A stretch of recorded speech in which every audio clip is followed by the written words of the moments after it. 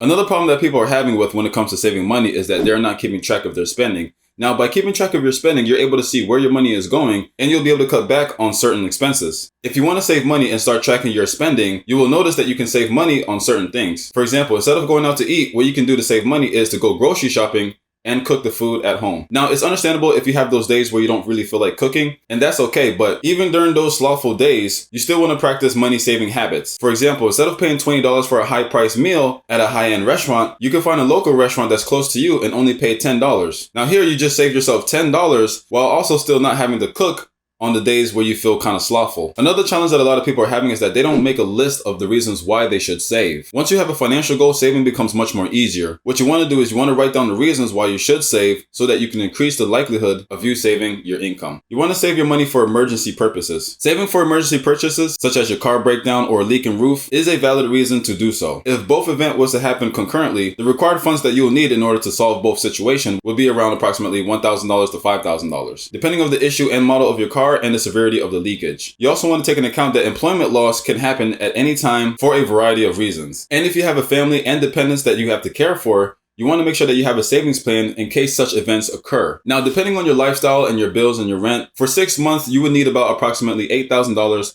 to $20,000 in order to live comfortably without feeling rushed to find another job. Now, this can also take into account your ability to stretch your money to make it last as long as possible. Now, once you have your emergency savings plan and your employment loss savings, now you can start looking towards long-term investments. Long-term investment strategies necessitates additional financial planning. The amount of money that you'll need to start investing will depend on what you're trying to invest in. So let's say that your investment goals is to buy a fixer-upper from auctions or from private sellers, and the price range are going for $10,000 to $50,000 for the house. Now, if you intend to hire contractors or to hire a couple of handymen, you also want to take in consideration the cost of labor and the materials. Now, your investment plans can only be carried out once you have money saved up for your emergency and money saved up for employment loss, so that you can be able to have the peace of mind and be able to invest in yourself and invest in the future. Because without having savings for emergency and for employment loss, if you were to end up losing your job for whatever reason, then you won't have the security to pursue your investments and to build a better future. Once you have both of those savings in place, whatever money that you have left over, you can then choose if you want to start a business, if you want to invest in stocks, or if you simply just want to enjoy whatever disposable income that you have